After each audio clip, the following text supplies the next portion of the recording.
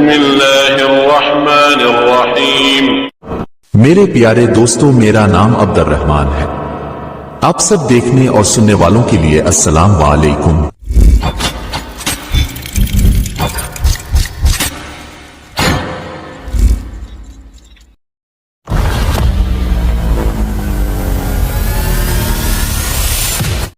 یہ ایک ایسی کہانی ہے جو غرور، حسد اور سرکشی کی سب سے بڑی مثال ہے۔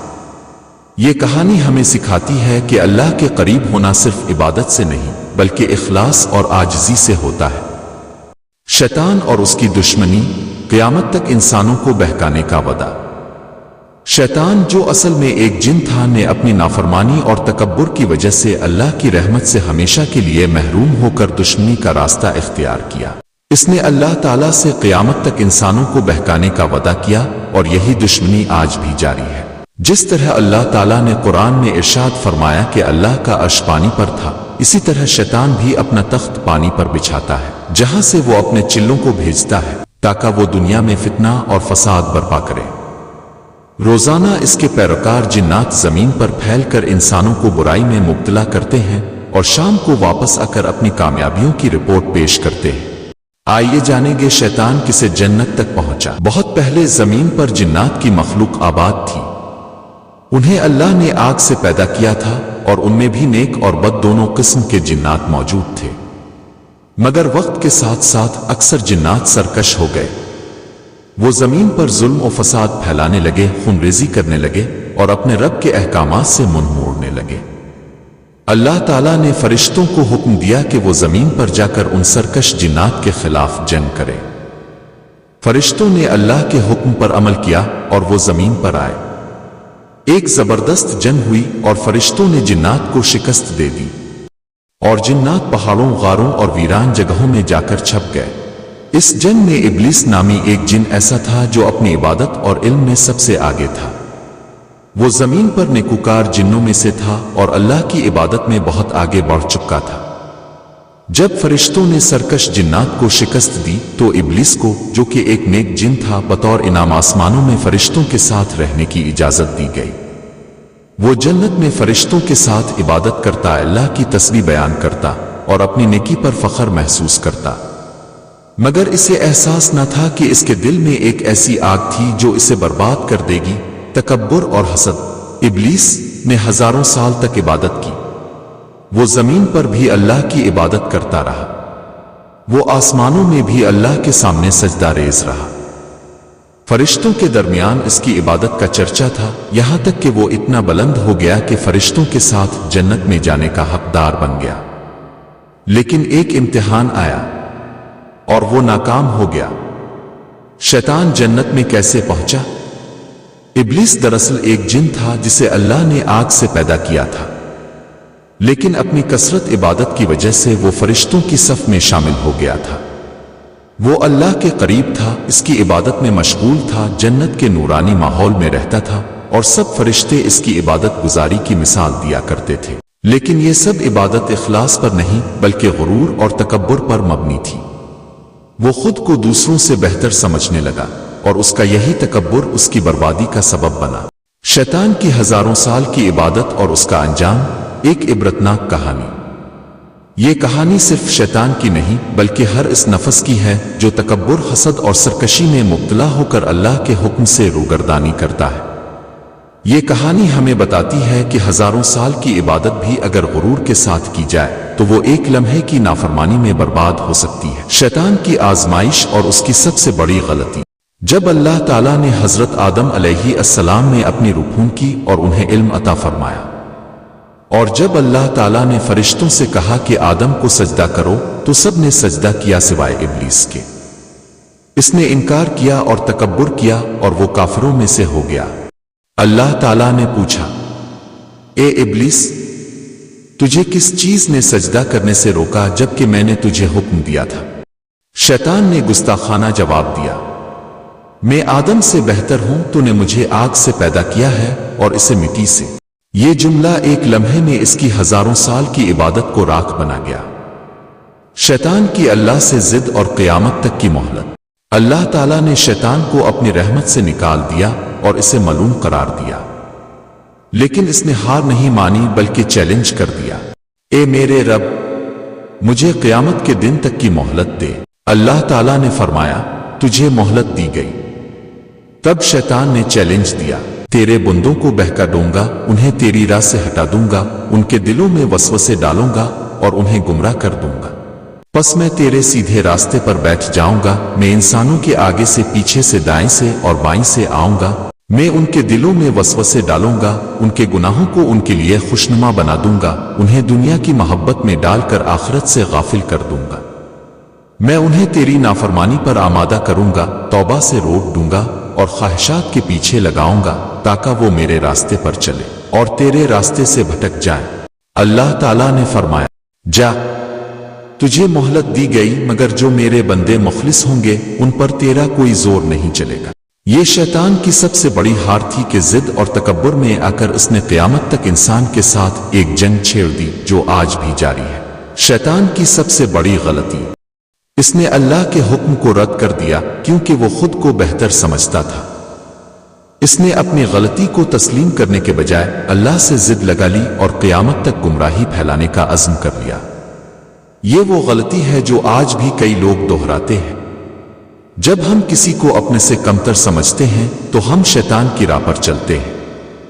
جب ہم اللہ کے حکم کے بجائے اپنی خواہش کو ترجیح دیتے ہیں تو ہم شیطان کے راستے پر ہوتے ہیں۔ جب ہم اپنی غلطی پر اڑ جاتے ہیں اور معافی نہیں مانگتے تو ہم وہی غلطی دہراتے ہیں جو شیطان نے کی تھی۔ شیطان کی چالوں سے کیسے بچیں؟ اللہ کی پناہ مانگنا۔ جب وسوسہ آئے فوراً کہو، میں اللہ کی پناہ مانگتا ہوں شیطان مردود سے۔ یہ کلمہ قرآن کریم کی تلاوت سے پہلے پڑھا جاتا ہے تاکہ شیطان کے وسوسوں اور گمراہی سے محفوظ رہا جا سکے۔ اللہ تعالیٰ نے بھی قرآن میں حکم دیا ہے، پس جب تم قرآن پڑھو تو اللہ کی پناہ مانگو شیطان مردود سے۔ یہ کلمہ روزمرہ زندگی میں بھی شیطان کے بہکاوے سے بچنے کے لیے پڑھا جاتا ہے، خاص طور پر غصے، وسوسوں اور برے خیالات کے وقت۔ اللہ تعالیٰ نے فرمایا، بے شک شیطان تمہارا کھلا دشمن ہے، پس تم بھی اسے دشمن ہی سمجھو۔ دنیا میں شیطان کی سب سے پہلی چال، جس طرح شیطان نے قابیل کو حسد اور غصے میں مبتلا کر کے دنیا کا پہلا قتل کروایا، اسی طرح وہ ہر دور میں انسانوں کو گناہوں کی طرف مائل کرتا رہا ہے۔ شیطان نے قابیل کو حسد اور غصے میں مبتلا کر کے گمراہ کیا۔ واقعہ کچھ یوں ہے کہ حضرت آدم علیہ السلام کے دونوں بیٹے حابیل اور قابیل اللہ کے حضور قربانی پیش کرتے ہیں۔ اللہ تعالیٰ حابیل کی قربانی قبول کر لیتا ہے کیونکہ وہ نیک اور متقی تھا، جبکہ قابیل کی قربانی رد کر دی جاتی ہے کیونکہ اس کی نیت درست نہیں تھی۔ یہ دیکھ کر قابیل کے دل میں حسد اور غصہ پیدا ہوا۔ شیطان نے اس کے دل میں وسوسے ڈالے اور اسے بہکایا کہ حابیل ہی اس کی ناکامی کی وجہ ہے اور اگر وہ اسے قتل کر دے تو مسئلہ حل ہو جائے گا۔ شیطان نے قابیل کو ہکسایا، دنیا کا پہلا قتل کروا دیا، قیامت تک جتنے بھی قتل ہوں گے وہ قابیل کے سر ہوں گے۔ حضرت نوح علیہ السلام کے دور میں شرک کی شروعات۔ حضرت نوح علیہ السلام سے پہلے کے زمانے میں کچھ نیک اور پرہیزگار لوگ تھے جن کے نام ود، سوا، یغوث، یعوق اور نصر تھے۔ جب یہ نیک لوگ دنیا سے رخصت ہو گئے تو شیطان نے لوگوں کے دلوں میں وسوسے ڈالے کہ ان کی یاد میں ان کے مجسمے بنا لو۔ شیطان نے دنیا میں پہلی شرک کی بنیاد رکھ دی، اسی طرح دنیا میں شرک پھیلایا تاکہ تم روز انہیں یاد کر سکو، ان کی عبادت کر سکو، تمہاری سب حاجات انہی سے پوری ہو سکیں۔ یہ دشمنی دنیا کے اختتام تک جاری رہے گی اور ہر دن، ہر لمحہ، ہر دل میں لڑی جا رہی ہے۔ شیطان کوئی عام دشمن نہیں، وہ چھپ کر وار کرتا ہے، دل میں وسوسے ڈالتا ہے، ایمان کو کمزور کرتا ہے اور انسان کو تباہی کے دہانے پر پہنچانے کی کوشش کرتا ہے۔ شیطان کا تخت کہاں ہے؟ حدیث مبارکہ کے مطابق شیطان کا تخت سمندر پر ہے۔ وہ روزانہ اپنی فوج کو بھیجتا ہے تاکہ دنیا میں گناہ، فتنہ اور فساد پھیلائے۔ شام کو جب اس کے چیلے واپس آتے ہیں تو وہ ان سے پوچھتا ہے، آج تم نے کیا کیا؟ کوئی کہتا ہے، میں نے فلاں کو شرک میں مبتلا کر دیا۔ کوئی کہتا ہے، میں نے فلاں کو زنا کروایا۔ کوئی کہتا ہے، میں نے کسی کو چوری پر مجبور کیا۔ لیکن وہ کسی سے خوش نہیں ہوتا جب تک کہ ایک چیلا نہ کہے، میں نے ایک شوہر اور بیوی کے درمیان جھگڑا کروا دیا، یہاں تک کہ وہ ایک دوسرے سے الگ ہو گئے۔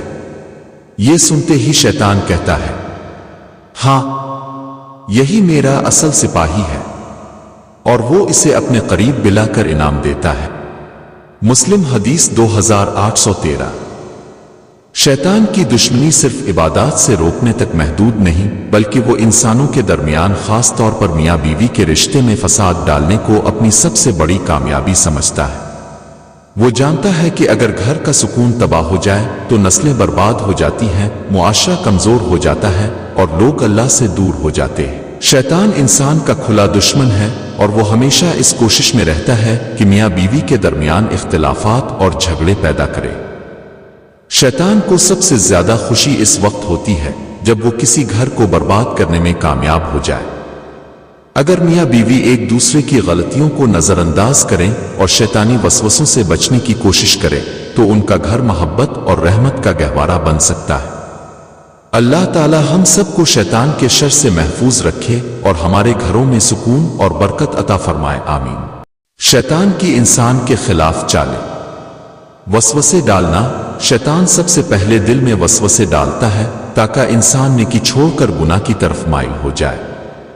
گناہوں کو خوبصورت بنا کر پیش کرنا، وہ برے کاموں کو اتنا اچھا اور معمولی بنا دیتا ہے کہ انسان انہیں برائی سمجھنا چھوڑ دیتا ہے۔ مایوسی پھیلانا۔ جب انسان گناہ کر بیٹھے تو شیطان اسے اللہ کی رحمت سے مایوس کر دیتا ہے تاکہ وہ توبہ ہی نہ کرے۔ عبادت سے روکنا۔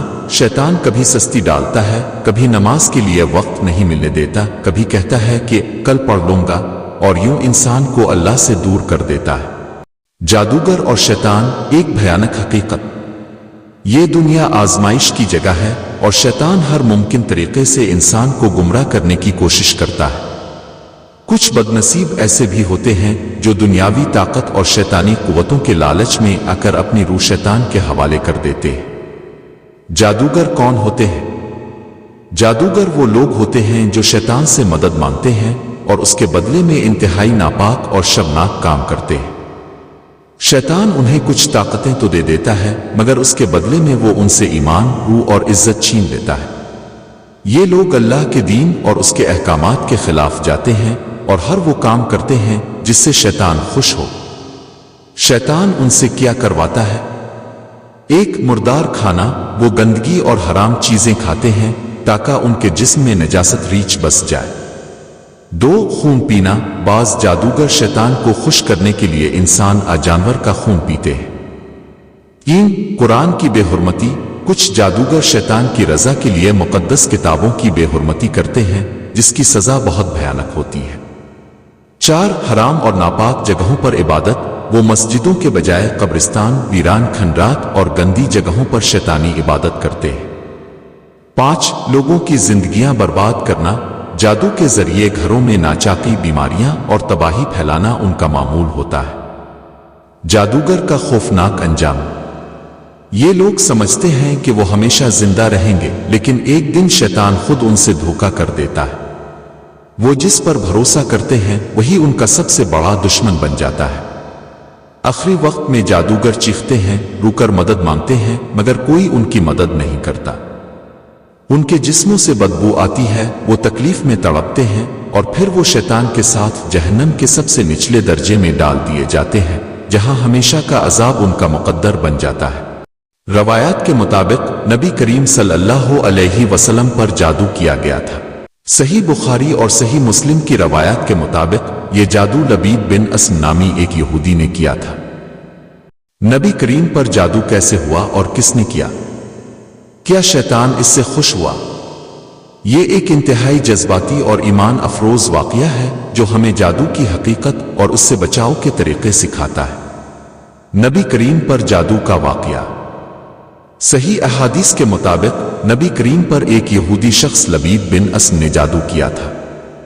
اس نے نبی کریم کے بالوں اور کنگھی کو استعمال کر کے ایک جادوئی گرہ باندھی اور اسے ایک کنویں میں چھپا دیا۔ اس جادو کے اثر سے کچھ عرصے تک نبی کو جسمانی تکلیف محسوس ہوئی اور ایسا لگتا تھا جیسے کوئی کام کیا ہو مگر حقیقت میں نہ کیا ہو۔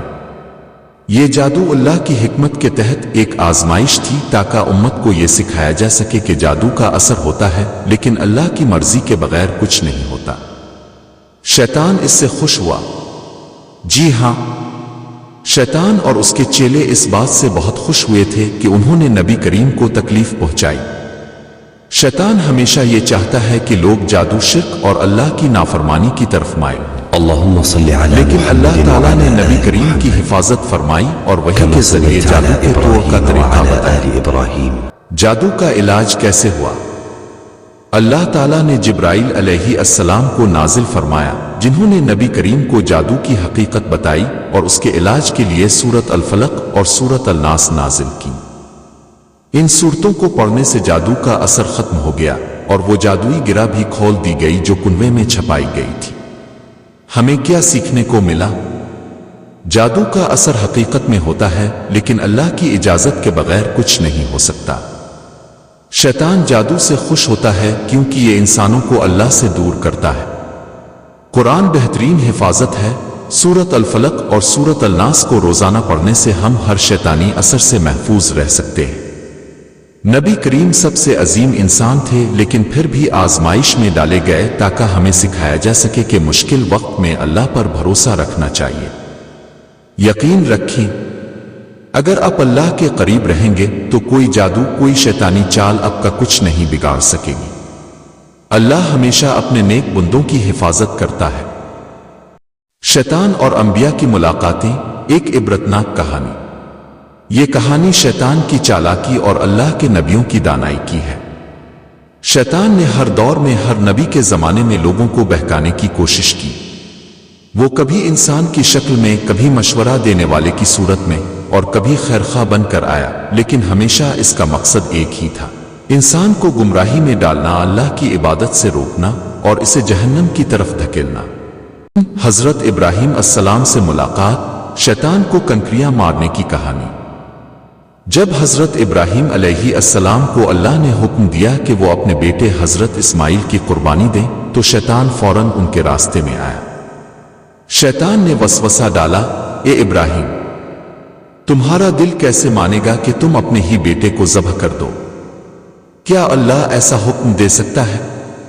لیکن حضرت ابراہیم علیہ السلام جانتے تھے کہ یہ اللہ کا حکم ہے، اور انہوں نے شیطان کو مسترد کر دیا۔ جب حضرت اسماعیل علیہ السلام کو قربانی کے لیے لٹایا گیا تو شیطان ان کے پاس آیا اور کہا، اے اسماعیل، تم پاگل ہو گئے ہو، تمہارا باپ تمہیں مارنے والا ہے، خود کو بچاؤ۔ لیکن حضرت اسماعیل نے کہا، اگر یہ اللہ کا حکم ہے تو میں صبر کروں گا۔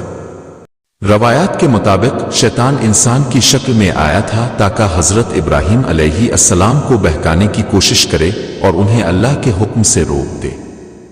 جب حضرت ابراہیم علیہ السلام اپنے بیٹے حضرت اسماعیل علیہ السلام کو قربان کرنے کے لیے جا رہے تھے تو شیطان 3 مختلف مقامات پر ظاہر ہوا اور وسوسے ڈالنے لگا۔ اس نے حضرت ابراہیم علیہ السلام کو بہکانے کی کوشش کی کہ وہ اس قربانی سے باز آ جائیں، لیکن حضرت ابراہیم علیہ السلام نے ہر مقام پر اسے کنکریاں مار کر بھگا دیا۔ یہی وجہ ہے کہ حج کے دوران حاجی 3 مقامات، جمرہ العقبہ، جمرہ الوسطی اور جمرہ الصغر پر شیطان کو کنکریاں مارتے ہیں تاکہ اس بات کا اظہار کریں کہ وہ بھی شیطان کے وسوسوں کو مسترد کرتے ہیں اور اللہ کے حکم پر قائم رہنے کا عہد کرتے ہیں۔